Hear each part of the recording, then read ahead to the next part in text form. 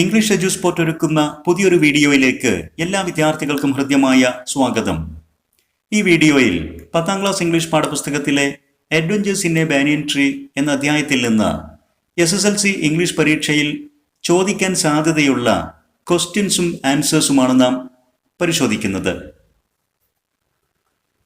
Text book പാസേജുകളെ അടിസ്ഥാനമാക്കി ഏതാനും ചോദ്യങ്ങൾ ചോദിക്കുക എന്നുള്ളത് ഇംഗ്ലീഷ് പരീക്ഷയിലെ ഒരു സാധാരണ രീതിയാണ്. ഇത്തരം ചോദ്യങ്ങൾ കൊണ്ട് ഉദ്ദേശിക്കുന്നത് ഒരു ടെക്സ്റ്റ് ബുക്ക് പാസേജ് വായിച്ച് മനസ്സിലാക്കാനുള്ള വിദ്യാർത്ഥികളുടെ കഴിവ് പരിശോധിക്കുക, അവരുടെ വെക്കാബുലറി, ഏതാനും ബേസിക് ഗ്രാമർ എലിമെന്റ്സിൽ വിദ്യാർത്ഥികളുടെ കഴിവ് പരിശോധിക്കുക എന്നുള്ളതൊക്കെയാണ്. പാസേജ് വായിച്ച് വളരെ ഡയറക്റ്റ് ആയിട്ട് ആൻസറുകൾ കണ്ടെത്താൻ സാധിക്കുന്ന തരത്തിലുള്ള ക്വസ്റ്റ്യൻസും, എന്നാൽ കോണ്ടെക്സ്റ്റ് മനസ്സിലാക്കി മാത്രം വളരെ ലോജിക്കലായിട്ട് ആലോചിച്ച ആൻസറുകൾ കണ്ടെത്താൻ കഴിയുന്ന തരത്തിലുള്ള ക്വസ്റ്റ്യൻസും ചോദിക്കാറുണ്ട്. നമുക്ക് ടെക്സ്ച്വൽ പാസേജുകളെ അടിസ്ഥാനമാക്കിയുള്ള ഏതാനും മോഡൽ ക്വസ്റ്റ്യൻസ് ആദ്യം പരിശോധിക്കാം. ഈ അധ്യായം വളരെ ലളിതമായിട്ട് വിശദീകരിക്കുന്ന ഒരു വീഡിയോ ഇംഗ്ലീഷ് എഡ്യൂസ്പോർട്ട് അപ്ലോഡ് ചെയ്തിട്ടുണ്ട്. ആ വീഡിയോയുടെ ലിങ്ക് ഇവിടെ ഡിസ്ക്രിപ്ഷൻ ഭാഗത്ത് നൽകുന്നുണ്ട്. വിദ്യാർത്ഥികൾ നിർബന്ധമായും ആ വീഡിയോ കണ്ട് ഈ അധ്യായം ശരിയാം വിധം മനസ്സിലാക്കണം. എങ്കിൽ മാത്രമേ ഈ അധ്യായത്തിൽ നിന്നുള്ള പാസേജ് ബേസ്ഡ് ക്വസ്റ്റ്യൻസ് വിദ്യാർത്ഥികൾക്ക് ശരിയാം വിധം ആൻസർ ചെയ്യാൻ സാധിക്കുകയുള്ളൂ. ആദ്യം അധ്യായം വിശദീകരിക്കുന്ന വീഡിയോ കണ്ടതിന് ശേഷം ഈ പാസേജുകൾ വായിച്ച് ഇവിടെ നൽകിയിരിക്കുന്ന ക്വസ്റ്റ്യൻസ് ശ്രദ്ധിക്കുക. നമുക്കാദ്യം ആദ്യ പാസേജ് ഒന്ന് വായിച്ചു നോക്കാം. Though the house and grounds of our home in India were grandfather's to mine, the magnificent old banyan tree was mine chiefly because grandfather, at the age of 65, could no longer climb it. Grandmother used to tease him about this, and would speak of a certain Countess of Desmond, an English woman who lived to the age of 117, and would have lived longer if she had it fallen while climbing an apple tree. The spreading branches of the banyan tree, which curved to the ground and took root again, forming a maze of arches, gave me endless pleasure. The tree was older than the house, older than grandfather, as old as the town of Dera, nestling in a valley at the foot of the Himalayas. Question 1. What was the narrator's domain? Question 2. Why could the grandfather no longer climb the tree? Question 3. How did Countess of Desmond die? Question 4. What gave the narrator endless pleasure? Question 5.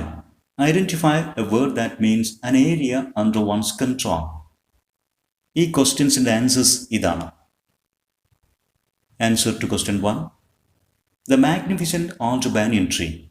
പാസേജിൽ പറയുന്നുണ്ട്, house and grounds were grandfather's domain. വീടും പറമ്പും ഗ്രാൻഡ് ഫാദറുടെ ഡൊമൈനായിരുന്നു. എന്നാൽ the magnificent old banyan tree was mine.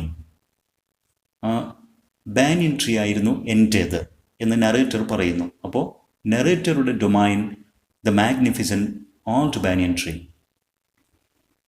Answer to question 2. Grandfather was an old man of 65 years. എന്തുകൊണ്ടായിരുന്നു ഗ്രാൻഡ് ഫാദർക്ക് മരം കയറാൻ കഴിയാതിരുന്നത് എന്നതിൻ്റെ ആൻസറാണിത്. Grandfather was an old man of 65 years. Answer to question 3. Countess of Desmond fell down while climbing an apple tree at the age of 117 and died. എങ്ങനെയാണ് countess of Desmond മരിച്ചത്? അവർ 117 വയസ്സിലും ഒരു ആപ്പിൾ മരം കയറുമ്പോൾ അതിൽ നിന്ന് വീണാണ് മരിച്ചത്. Answer 4. The spreading branches of the banyan tree gave the narrator endless pleasure. നറേറ്റർക്ക് endless pleasure നൽകിയത്, അറ്റമില്ലാത്ത ആഹ്ലാദം നൽകിയത് എന്തായിരുന്നു? The spreading branches of the banyan tree. ആൽമരത്തിൻ്റെ പടർന്നു പിടിച്ച അതിൻ്റെ branches. Then answer to question 5. A domain means an area under one's control. മറ്റൊരു passage. It was an April afternoon, and the warm breezes of approaching summer had sent everyone, including grandfather, indoors. I was feeling drowsy myself and was wondering if I should go to the pond behind the house for a swim when I saw a huge black cobra gliding out of a clump of cactus and making for some cooler part of the garden. At the same time, a mongoose, whom I had often seen, emerged from the bushes and went straight for the cobra. In a clearing beneath the tree, in bright sunshine, they came face to face. Question 1. Why had everyone, including grandfather, gone indoors? Question 2. Where did the cobra came from and where was it making for? Question 3. Whom had the narrator often seen? Question 4. Where did the mongoose and the cobra came face to face? Question 5. The warm breezes of approaching summer had sent everyone indoors. Identify the subject noun phrase. Answers to all these questions. Answer to question 1. The breezes of the approaching summer had been warm. എന്തുകൊണ്ടായിരുന്നു എല്ലാവരും അകത്തേക്ക് പോയത് എന്നതിൻ്റെ answer ഇതാണ്. Approaching summer, സമീപിച്ചുകൊണ്ടിരിക്കുന്ന വേനൽക്കാലത്തിൻ്റെ ചൂടുള്ള breezes, കാറ്റടിച്ചുകൊണ്ടിരിക്കുന്നുണ്ടായിരുന്നു. ആ കാറ്റിന് ചൂടുണ്ടായിരുന്നു, അതുകൊണ്ടാണ് എല്ലാവരും വീടിനകത്ത് തന്നെ ഇരുന്നത്. Answer 2. The cobra came out of a clump of cactus and it was making for some cooler part of the garden. Cobra വന്നത് മുൾച്ചെടിക്കൂട്ടത്തിൽ നിന്നാണ്. ഗാർഡനിലെ തണുപ്പുള്ള ഒരു സ്ഥലം ലക്ഷ്യമാക്കി നീങ്ങുകയായിരുന്നു അത്. ആൻസർ 3. The mongoose. നറേറ്റർ ഇടയ്ക്ക് കാണാറ് ഉണ്ടായിരുന്നത് ആരെയായിരുന്നു? The mongoose. ഈ മംഗൂസ് ആ ഗാർഡനിൽ പലപ്പോഴും വരാറുണ്ടായിരുന്നു. Then answer 4. In a clearing beneath the tree they came face to face. എവിടെയാണ് കോബ്രയും മംഗൂസും ഫേസ് ടു ഫേസ്, മുഖാമുഖം വന്നത്? In a clearing beneath the tree, മരത്തിന് താഴെയുള്ള ഒരു തുറസായ സ്ഥലത്ത്. Then answer 5. The warm breezes of approaching summer എന്നുള്ളതാണ് ആ സെൻറ്റൻസിലെ സബ്ജക്റ്റ് ഭാഗത്തുള്ള നൗൺ ഫ്രേസ്. മറ്റു ചില പാസേജുകൾ നോക്കാം. Hissing defiance, his forked tongue darting in and out, the cobra raised 3 of his 6 feet off the ground and spread his broad, spectacled hood. The mongoose bushed his tail. The long hair on his spine stood up. In the past, the very thickness of his hair had saved him from bites that would have been fatal to others. Though the combatants were unaware of my presence in the banyan tree, they soon became aware of the arrival of 2 other spectators. One was a myna and the other a jungle crow, not the wily urban crow. Now the question. Question 1. Who hissed defiance, the mongoose or the cobra? Question 2. That would have been fatal. What would have been fatal? Question 3. Who were the other 2 spectators? Question 4. The mongoose bushed his tail. What is the pattern of this sentence? Question 5. Identify a word that is a synonym for fighters. Answers to all these questions. Question 1. Who hissed the defiance എന്നതായിരുന്നു question. Answer. The cobra hissed defiance.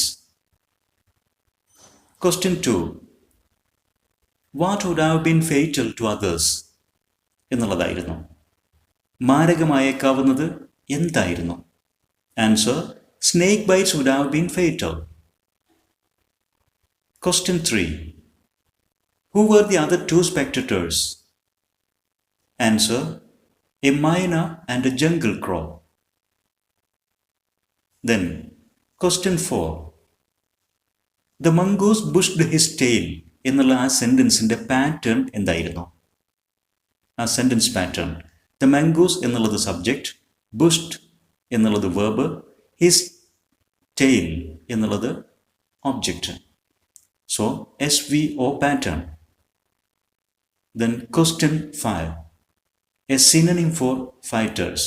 Fighters എന്നതിൻ്റെ ഒരു synonym അഥവാ പര്യായ പദം ആ പാസേജിൽ നിന്ന് കണ്ടെത്തി എഴുതുക. Answer: competence is a synonym for fighters. Another passage. When I had also made a cautious descent from the tree and returned to the house, I told grandfather of the fight I had seen.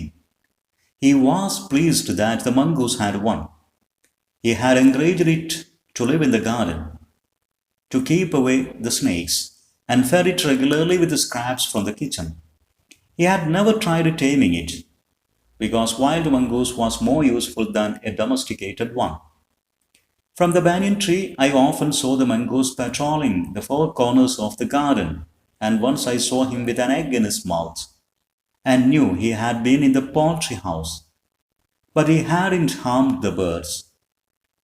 And I knew grandmother would forgive him for stealing, as long as he kept the snakes away from the house. Now, questions. 1.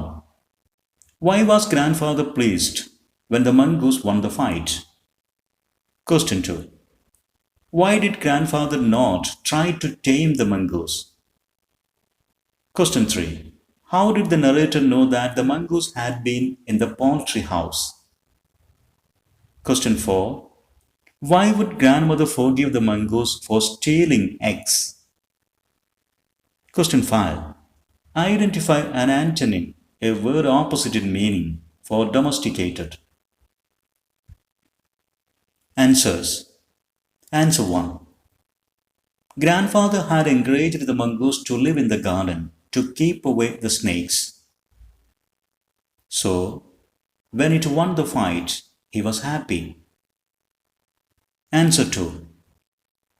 Grandfather believed that a wild mongoose was more useful than a domesticated one. Answer 3. Once the narrator saw the mongoose with an egg in his mouth, and then he knew that it had been in the poultry house. Answer 4. Grandmother would forgive the mongoose for stealing eggs because it kept snakes away from the house. Answer 5. Wild is an antonym for domesticated. മറ്റൊരു passage. Then the squirrel started building a nest. At first she tried building it in my pockets, and when I went indoors and changed my clothes, I would find straw and grass falling out. Then one day grandmother's knitting was missing. We hunted for it everywhere but without success. Next day I saw something glinting in the hole in the banyan tree. Going up to investigate, I saw that it was the end of grandmother's steel knitting needle. On looking further, I discovered that the hole was crammed with knitting, and amongst the wool were 3 baby squirrels, all of them white. Question 1. Where did the squirrel try to build a nest at first? Question 2. What did they hunt for everywhere without success? Question 3. What was glinting in the hole in the banyan tree? Question 4. On looking further, what did the narrator saw in the hole? Question 5. The squirrel started building a nest. Identify the verb phrase. Answers. At first, the squirrel tried to build a nest in the narrator's pockets. Answer 2. They hunted for grandmother's knitting everywhere. Answer 3. It was the end of the steel knitting needle. Answer 4. The narrator saw in the hole grandmother's knitting and 3 white squirrel babies among the wool. Answer 5. The verb phrase started building a nest. മറ്റൊരു passage. Grandfather had never seen white squirrels before, and we gazed at them in wonder. We were puzzled for some time. But when I mentioned the white rat's frequent visits to the tree, grandfather told me that the rat must be the father. Rats and squirrels were related to each other, he said, and so it was quite possible for them to have offspring. In this case, white squirrels. Now, question 1. Grandfather had never seen white squirrels before. What do you think could be the reason?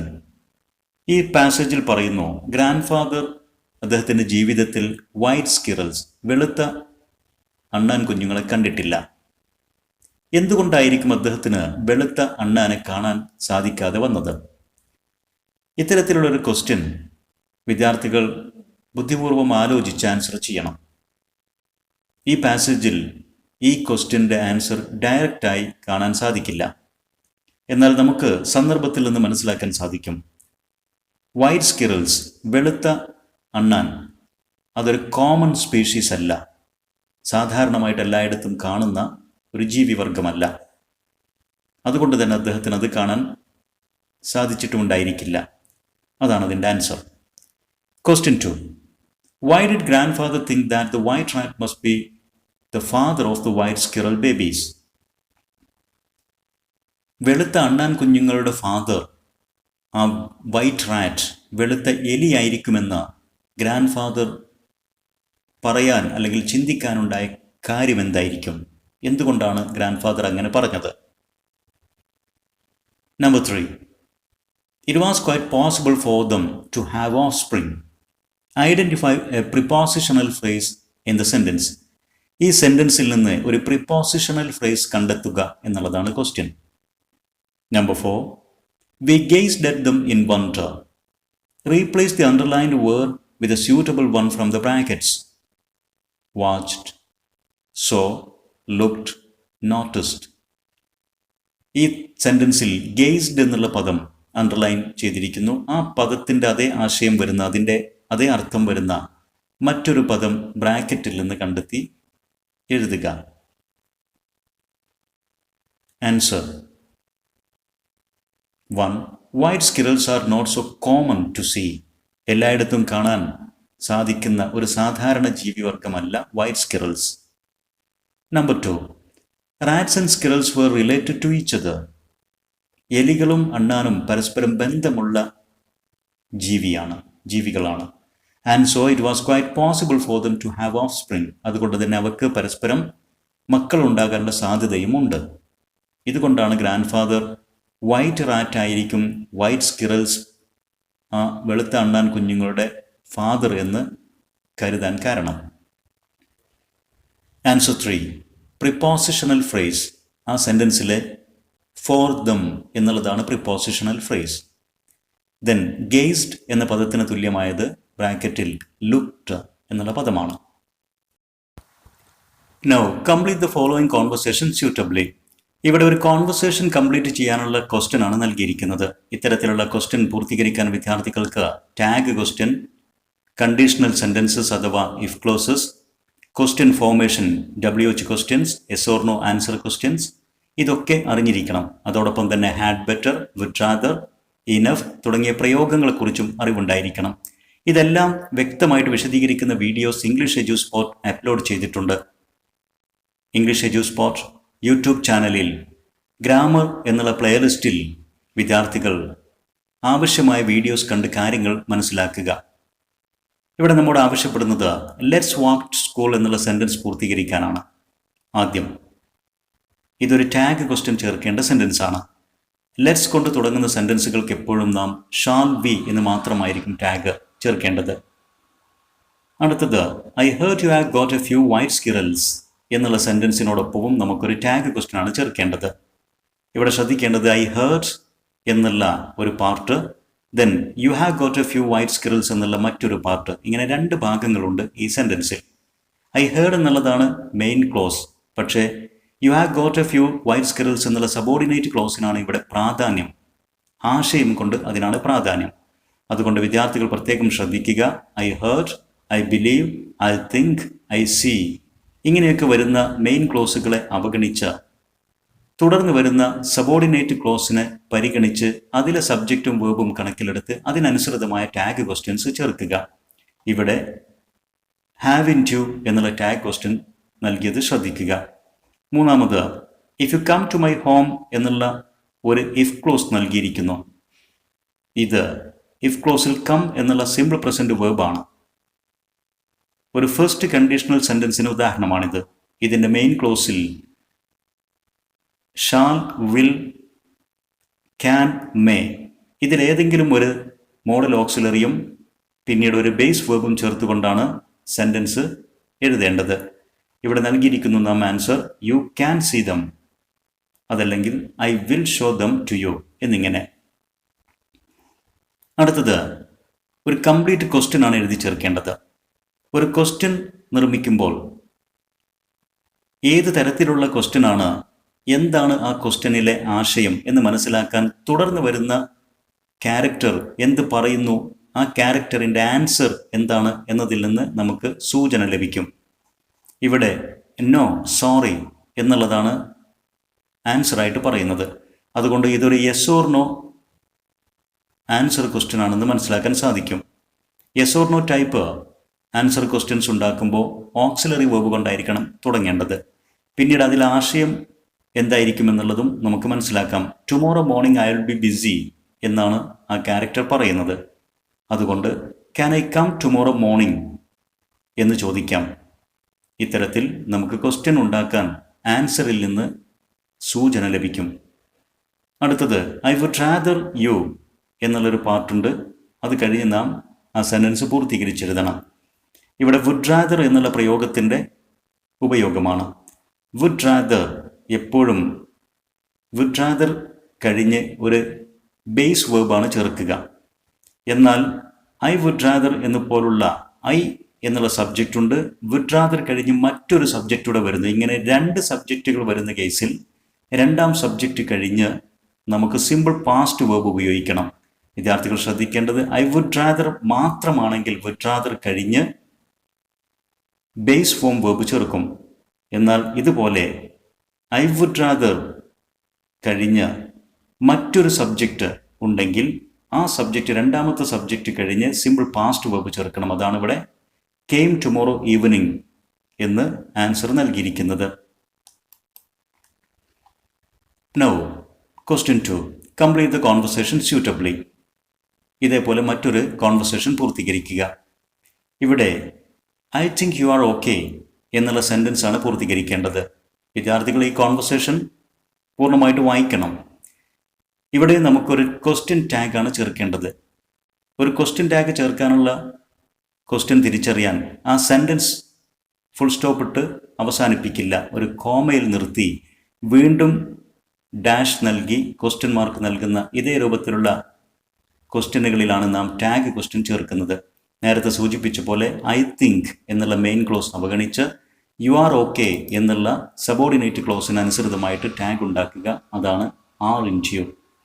Then if you want എന്നുള്ള ഒരു if clause നൽകിയിരിക്കുന്നു.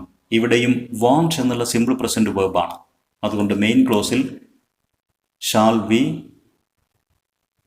May, can തുടങ്ങിയ ഏതെങ്കിലും ഒരു model ഓക്സിലറിയും പിന്നീട് അതോട് ചേർന്ന് ഒരു ബേസ് വേർബും ചേർത്ത് കൊടുക്കുക. ഒരു ആൻസർ നൽകിയിരിക്കുന്നു I will tell you about the fight. Next, ഇവിടെ പൂർണ്ണമായിട്ടുള്ള ഒരു ക്വസ്റ്റ്യൻ ആണ്. ആ ക്വസ്റ്റ്യൻ എന്തായിരിക്കണം എന്നറിയാൻ അടുത്ത ക്യാരക്ടർ നൽകുന്ന മറുപടി ശ്രദ്ധിക്കുക. The mongoose one the fight. Mongoose ആ ഫൈറ്റ് ജയിച്ചു. അപ്പോൾ സ്വാഭാവികമായിട്ടും ആരാണ് ഫൈറ്റ് ജയിച്ചത് എന്നായിരിക്കും ചോദിക്കുന്നത്. അത് ചോദിക്കാൻ ഒരു WH ക്വസ്റ്റ്യൻ ആണ് നമുക്ക് ആവശ്യം. Who won the fight. Next, I think you want him to be the winner. ഈ സെൻറ്റൻസിലും ഒരു ക്വസ്റ്റ്യൻ ടാഗാണ് ചേർക്കേണ്ടത്.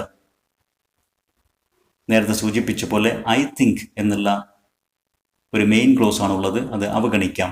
U want him to be the winner എന്നുള്ള പാർട്ടിലേക്ക് അനുയോജ്യമായ ക്വസ്റ്റ്യൻ ടാഗ് ചേർക്കുക. അതാണ് ഡോണ്ട് യു എന്നുള്ളത്. Next, then we had better.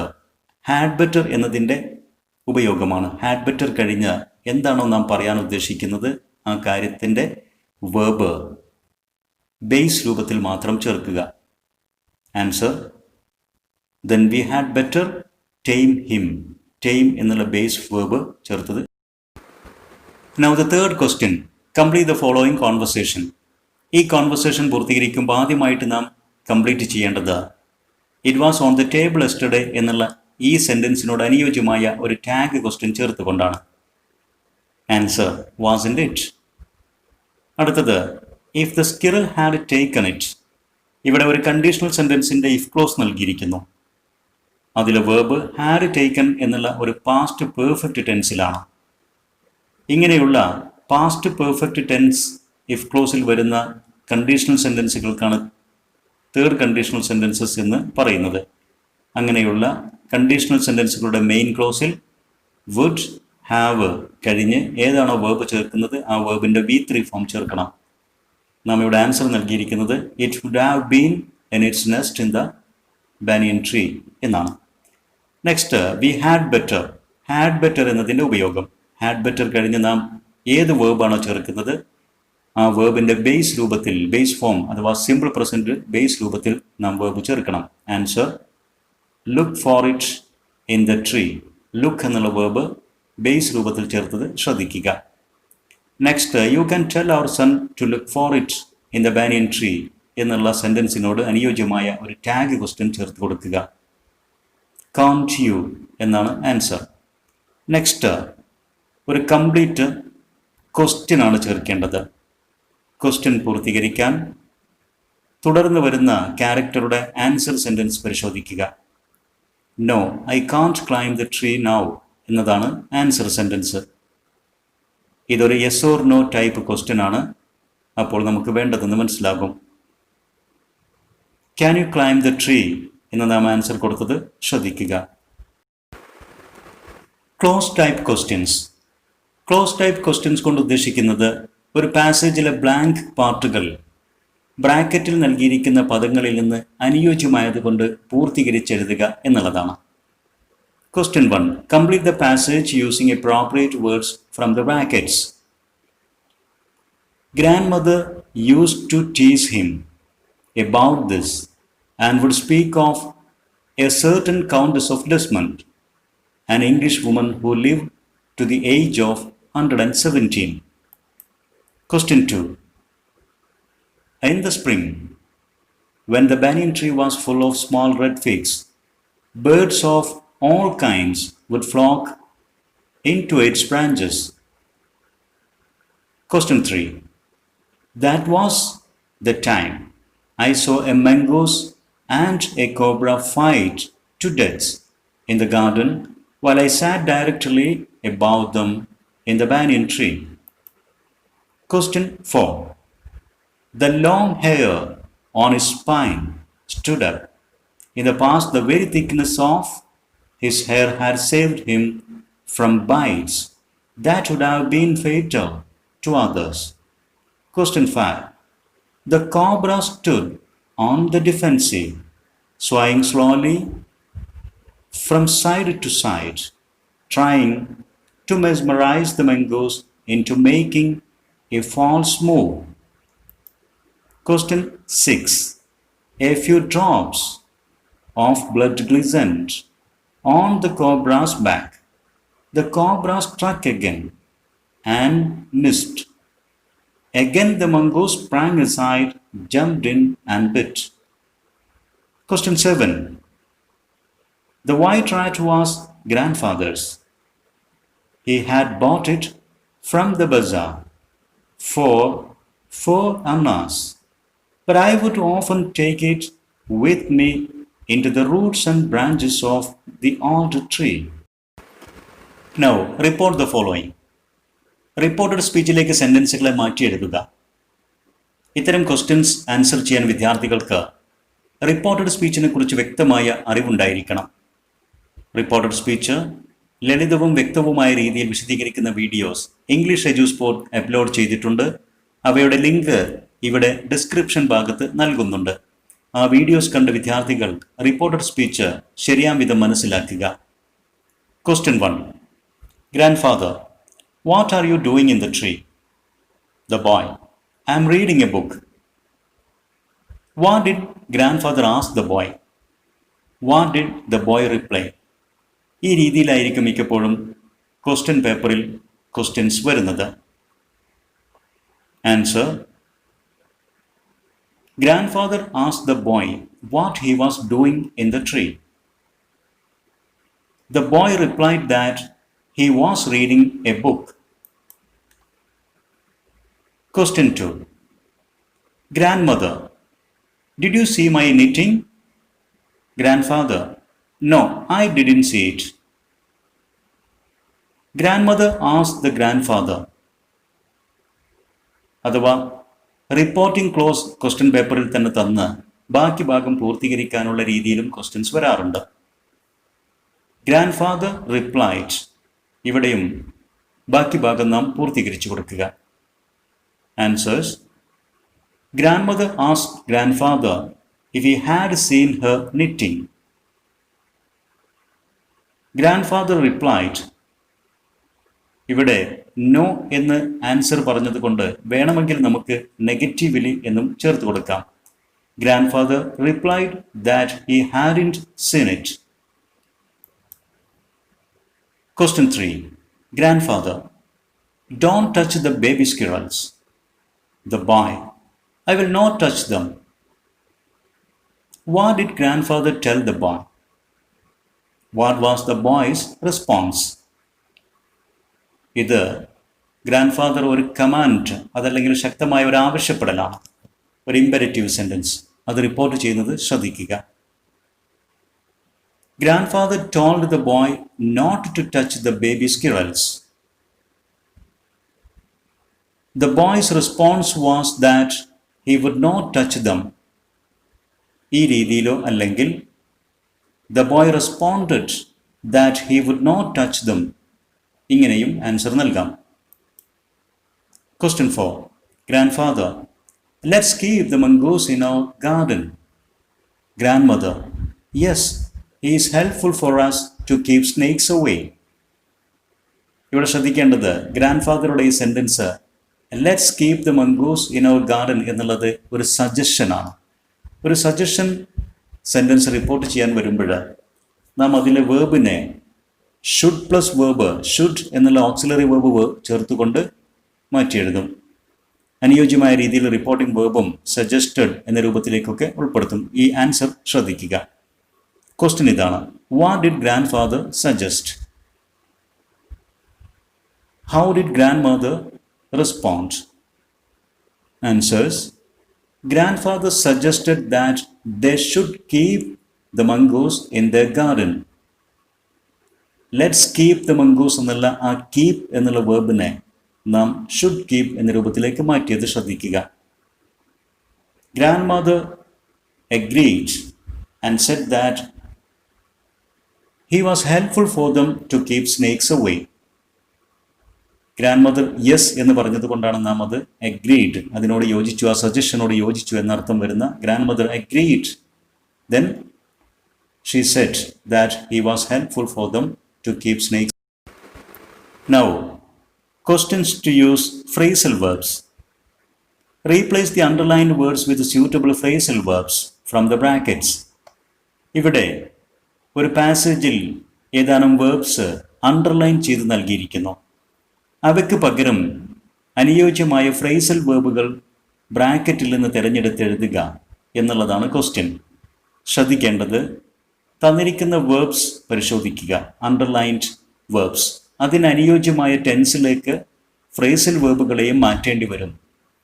ബ്രാക്കറ്റിൽ തന്നിരിക്കുന്ന ഫ്രേസൽ വേർബുകൾ ചിലപ്പോൾ പ്രസൻറ്റ് ഫോമിലായിരിക്കും, നമുക്ക് മാറ്റേണ്ടത് പാസ്റ്റ് ഫോമിലേക്കായിരിക്കും എന്നുള്ളതും കൂടെ വിദ്യാർത്ഥികൾ ശ്രദ്ധിക്കുക. ആദ്യം ഫൗണ്ട് എന്നുള്ള വേർബിനെയാണ് മാറ്റേണ്ടത്. അതൊരു പാസ്റ്റ് വേർബാണ്. അതിൻ്റെ ആൻസർ കെയിം അക്രോസ് എന്നുള്ളതാണ്, ഫ്രേസൽ വേർബ്. എന്നാൽ ബ്രാക്കറ്റിൽ കം അക്രോസ് എന്നാണ് തന്നിരിക്കുന്നത് പ്രസൻറ്റ് ഫോമിൽ. ആ പ്രസൻറ്റ് ഫോമിൽ നിന്ന് ഫൗണ്ട് എന്ന പാസ്റ്റിന് അനുയോജ്യമായി നാം കം അക്രോസിനെ കെയിം അക്രോസ് എന്നാക്കി മാറ്റണം. രണ്ടാമത് എക്സാമിൻഡ് എന്നാണ്. എക്സാമിൻഡ് ഒരു പാസ്റ്റ് വേർബാണ്. ആൻസർ വെൻ ത്രൂ എന്നാണ് ഫ്രേസൽ വേർബ്. എന്നാൽ ബ്രാക്കറ്റിൽ ഗോ ത്രൂ എന്ന പ്രസന്റ് ഫോമിലാണത്. അതിനെ നാം എക്സാമിൻഡ് എന്നതിന് തുല്യമായി പാസ്റ്റിലേക്ക് വെന്റ് ത്രൂ എന്നാക്കി മാറ്റി. അടുത്തത് സ്റ്റോപ്ഡ് പാസ്റ്റ് ഫോം തന്നെയാണ്. പുട്ട് ആൻ എൻഡ് ടു എന്നാണ് അതിൻ്റെ phrasal verb form. Next explain, put across. Question 2. Continued എന്നുള്ളതാണ് വെർബ്, പാസ്റ്റ് ഫോമിലാണ്.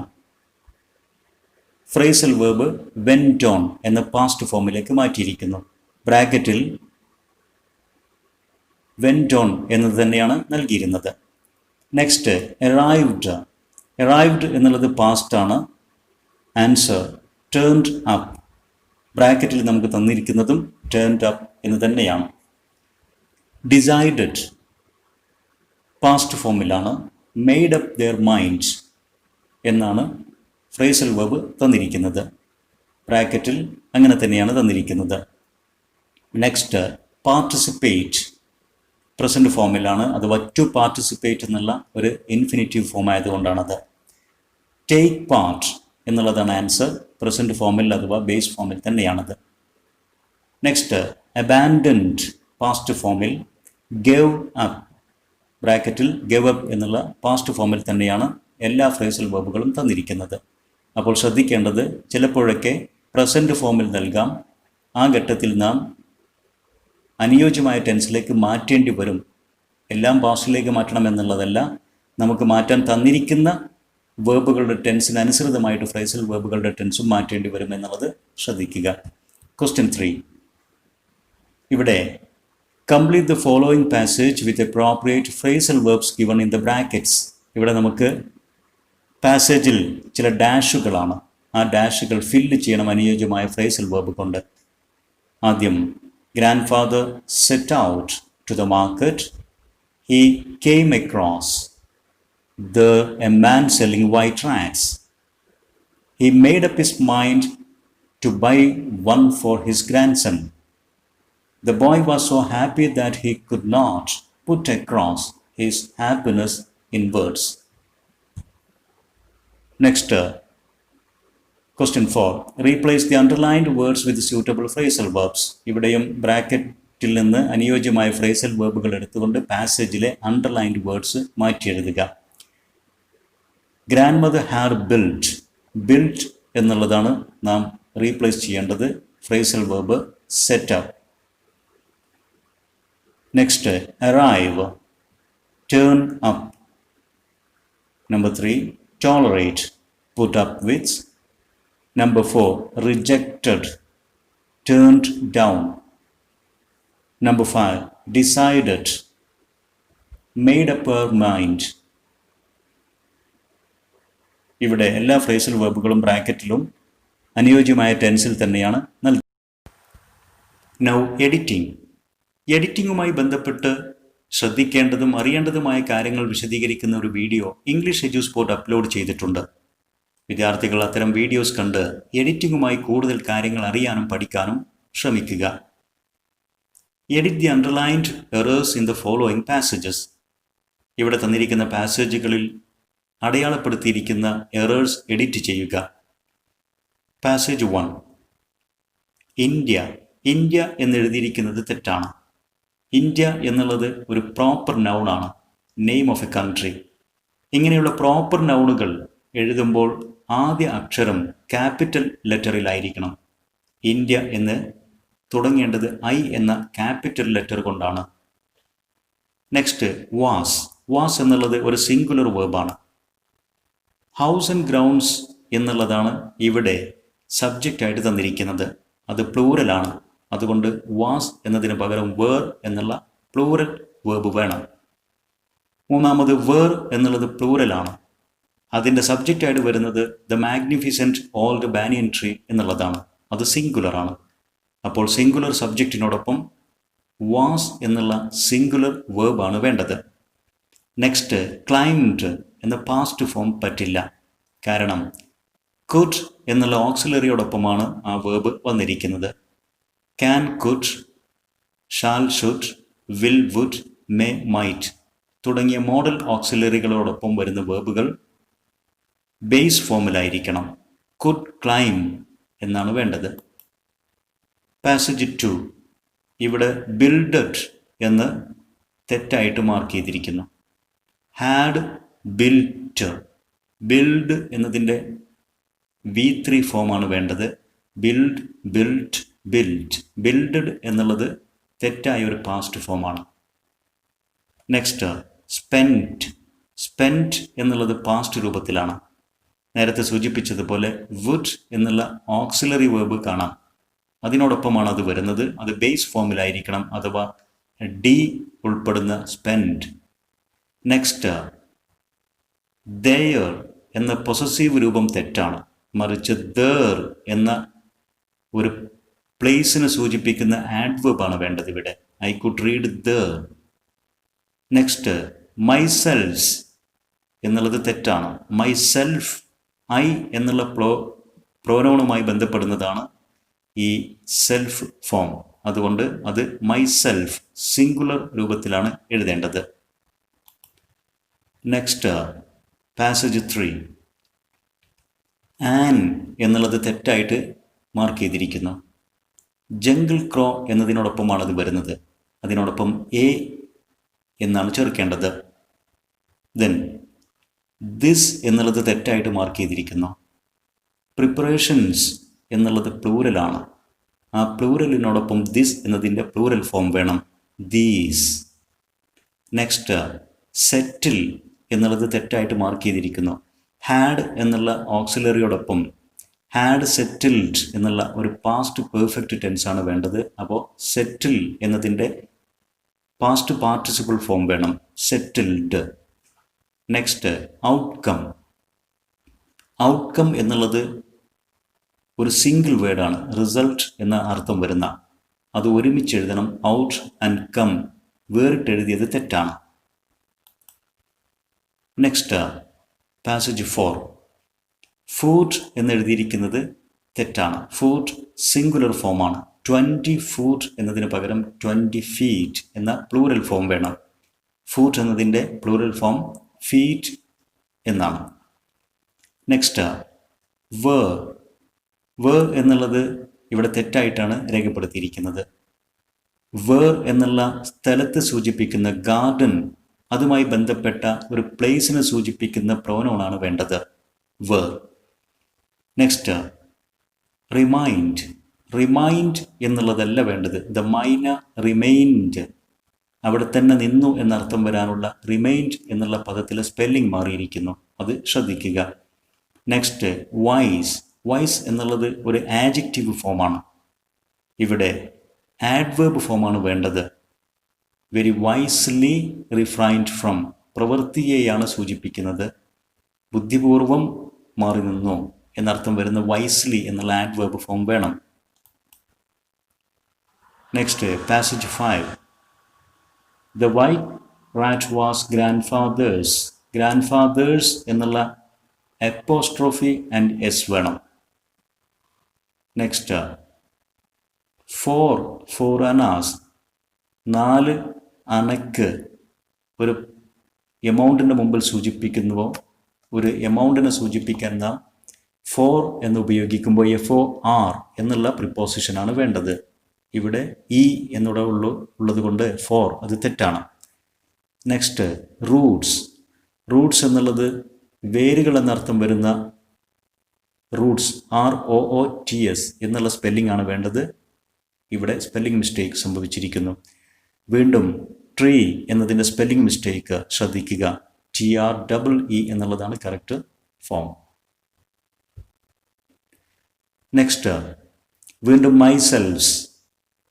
മൈസെൽഫ്സ് എന്നുള്ളത് തെറ്റാണെന്ന് നമ്മൾ മനസ്സിലാക്കി. മൈസെൽഫ്. നെക്സ്റ്റ് ഗ്രോഡ്. ഗ്രോ എന്നതിൻ്റെ പാസ്റ്റ് ഫോം ഗ്രൂ എന്നാണ്, GREW, ഗ്രൂ. നെക്സ്റ്റ് ഫൈനലി എന്നെഴുതുമ്പോൾ 2 L വേണം, ഫൈനലി. സ്പെല്ലിംഗ് തെറ്റാണ്. നെക്സ്റ്റ് ഇനഫ് ഫെമിലിയർ എന്ന് പറയില്ല. ഇനഫ് എന്നുള്ള പദം ഫെമിലിയർ പോലുള്ള ഒരു ആഡ്ജക്റ്റീവിനോടൊപ്പം ചേർക്കുമ്പോൾ ആ ആഡ്ജക്റ്റീവ് കഴിഞ്ഞ് വേണം ഇനഫ് ചേർക്കാൻ. ഫെമിലിയർ ഇനഫ് എന്നാണ് എഴുതേണ്ടത്. Next, sentence analysis. Sentence analysis എന്ന ടോപ്പിക്കുമായി ബന്ധപ്പെട്ട വിശദമായൊരു വീഡിയോ ഇംഗ്ലീഷ് എജുസ്പോർട്ട് അപ്ലോഡ് ചെയ്തിട്ടുണ്ട്. വിദ്യാർത്ഥികൾ ആ വീഡിയോ കണ്ട് കൂടുതൽ കാര്യങ്ങൾ പഠിക്കാൻ ശ്രമിക്കുക. ഇവിടെ question 1. My first friend and family was a small grey squirrel. ഈ സെൻറ്റൻസിൽ നിന്ന് identify the noun phrase in the subject position. ഈ സെൻറ്റൻസിൻ്റെ സബ്ജക്റ്റ് ഭാഗത്തുള്ള നൗൺ ഫ്രേസ് കണ്ടെത്തുക. Answer, my first friend and familiar എന്നുള്ളതാണ് subject. Question 2. The mongoose bushed his tail. Identify the noun phrase in the object position. ഈ സെൻറ്റൻസിൽ ഒബ്ജക്റ്റിൻ്റെ സ്ഥാനത്തുള്ള noun phrase കണ്ടെത്തുക. ദ മംഗൂസ് എന്നുള്ളതാണ് സബ്ജക്റ്റ്, ബുഷ്ഡ് എന്നുള്ളത് വേർബ്, ഒബ്ജക്റ്റ് ആയിട്ട് വരുന്നത് ഹിസ് ടെയിൽ എന്നുള്ളതാണ്. അതുകൊണ്ട് ഒബ്ജക്റ്റ് പൊസിഷനിലുള്ള noun phrase his tail. Question 3. The long hair on his spine stood up. ഈ സെൻറ്റൻസിൽ നിന്ന് identify the noun phrase in the subject area and complete the table. ആദ്യം ഈ സെൻറ്റൻസിലെ സബ്ജക്റ്റ് നൗൺ ഫ്രേസ് കണ്ടെത്തുക.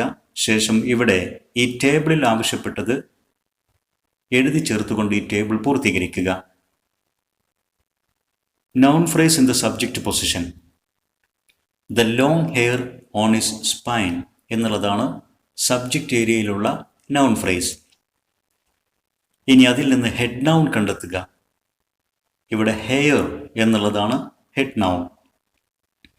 Determiner, ഇതിലടങ്ങിയിരിക്കുന്ന ഡിറ്റർമിനർ ദ എന്നുള്ളതാണ്. Adjective, long എന്നുള്ളതാണ് adjective. Prepositional phrase, on his hair എന്നുള്ളതാണ് prepositional phrase. Next, question 4. A few drops of blood glistened on the cobra's back. ഈ സെൻറ്റൻസിൽ നിന്ന് identify the noun phrase in the subject position, the verb phrase and prepositional phrases. ഈ സെൻറ്റൻസിൽ നിന്ന് subject സ്ഥാനത്ത് വരുന്ന noun phrase, പിന്നീട് verb phrase, അതുപോലെ തന്നെ സെൻറ്റൻസിൽ ഉൾപ്പെടുന്ന പ്രിപ്പോസിഷണൽ ഫ്രേസുകൾ കണ്ടെത്തുക. Noun phrase in the subject position a few drops of blood എന്നുള്ളതാണ്. Verb phrase glistened on the cobra's back.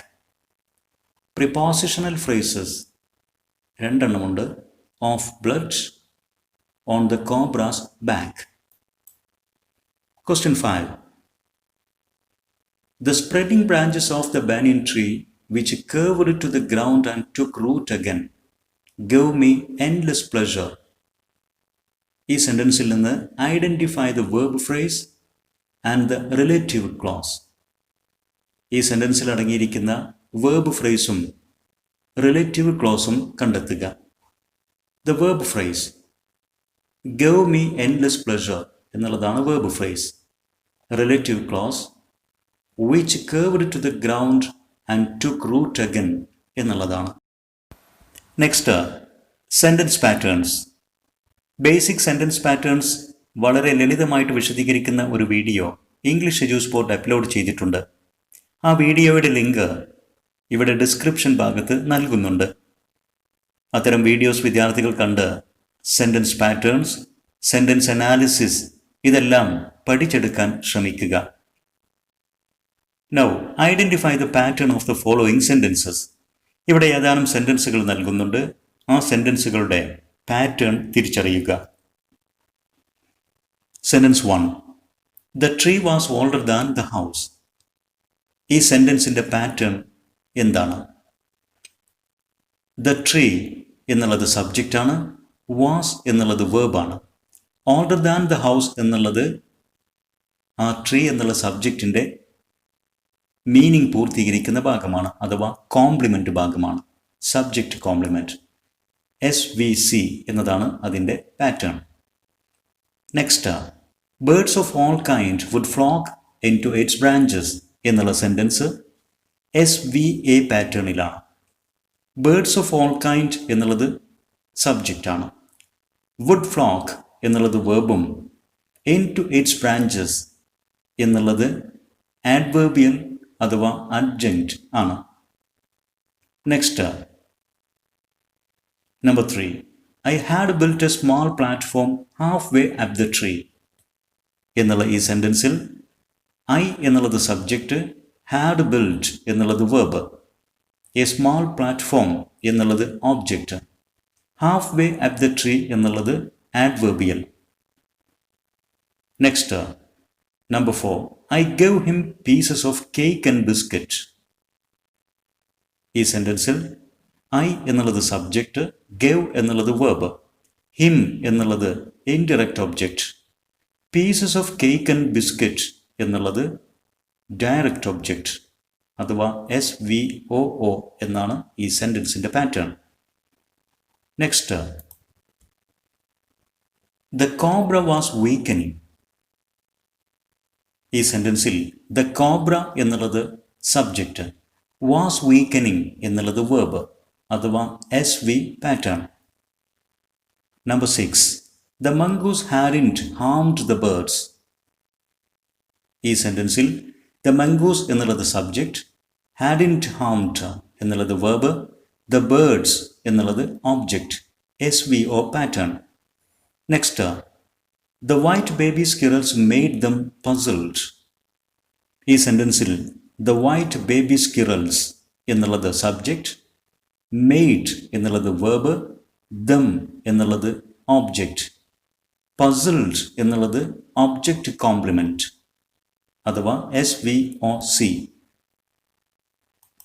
Next construct sentences in the following patterns. ഇവിടെ നമുക്ക് 7 പാറ്റേൺ കോഡുകൾ നൽകിയിരിക്കുന്നു. അതിനനുസൃതമായ സെൻറ്റൻസുകൾ നിർമ്മിക്കുക. First one SV, subject verb മാത്രം ഉൾപ്പെടുന്ന sentence. The cobra and crow died. The cobra and crow ഇതാണ് സബ്ജക്റ്റ്, ഡൈഡ് എന്നുള്ളത് വെർബും. Next SVO, the mongoose stole eggs. The mongoose എന്നുള്ളത് subject, stole verb, eggs object. Next SVC, subject verb complement. The snake was skillful. The snake എന്നുള്ളത് subject, was verb, skillful complement, subject complement. Next SVOO, grandfather gave the boy a white rat. Grandfather subject, gave verb, the boy indirect object, a white rat direct object. Next SVA, the crow was killed pathetically. The crow subject, was killed verb, pathetically adverb. Next SVOA, the mongoose dragged the cobra into the bush. The mongoose subject, dragged verb, the cobra object, into the bush adverbial. Next SVOC, the mongoose's victory made grandfather happy. The mongoose's victory subject, made verb, grandfather object, happy complement അഥവാ object complement. Possible discourses. Adventures in a Banyan Tree എന്ന അധ്യായത്തിൽ നിന്ന് സാധ്യതയുള്ള discourse questions. Narrative. The fight between the mongoose and cobra. Cobra, mongoose ഇവർക്കിടയിലുള്ള fight വിശദീകരിക്കുന്ന narrative തയ്യാറാക്കുക. Writeup. A writeup on nature is for all living beings.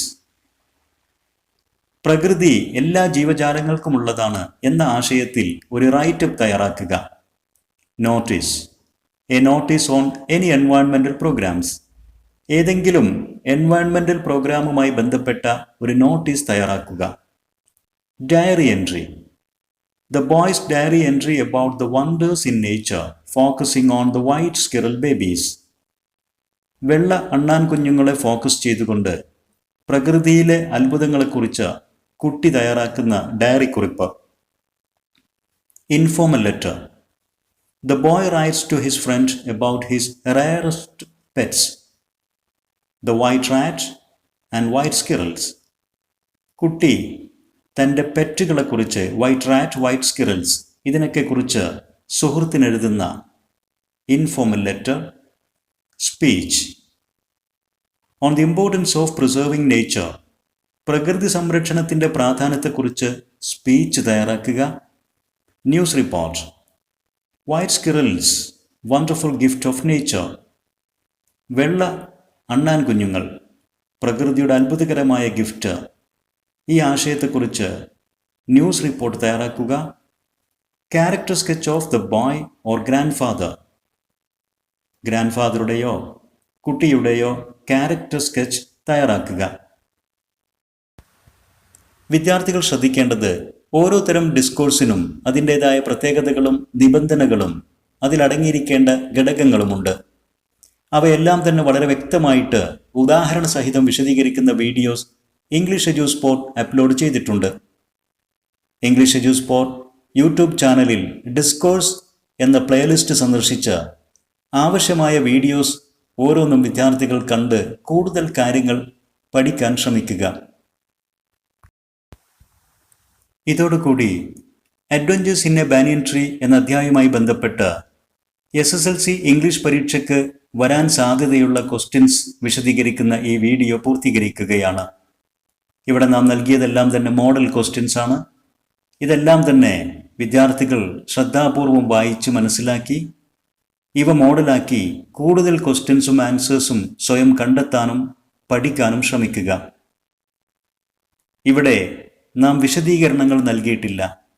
ഓരോ grammar ടോപ്പിക്കും discourse ടോപ്പിക്കും പ്രത്യേകമായിട്ട് വിശദീകരിക്കുന്ന videos English Edu Spot YouTube ചാനലിൽ ലഭ്യമാണ്. വിദ്യാർത്ഥികൾ ആവശ്യമായ വീഡിയോസ് കണ്ട് കൂടുതൽ കാര്യങ്ങൾ പഠിച്ചെടുക്കണമെന്ന് ഒരിക്കൽ കൂടെ ഓർമ്മപ്പെടുത്തുന്നു. നിങ്ങളുടെ അഭിപ്രായങ്ങളും നിർദ്ദേശങ്ങളും സംശയങ്ങളും കമൻറ്റ് ചെയ്യുക. ഈ വീഡിയോ തീർച്ചയായിട്ടും നിങ്ങൾക്ക് ഉപകാരപ്പെടുമെന്ന് വിശ്വസിക്കുന്നു. നിങ്ങൾക്ക് ഉപകാരപ്പെടുന്ന വീഡിയോസ് നിങ്ങളുടെ സുഹൃത്തുക്കൾക്ക് ഷെയർ ചെയ്യുക. Thanks for watching.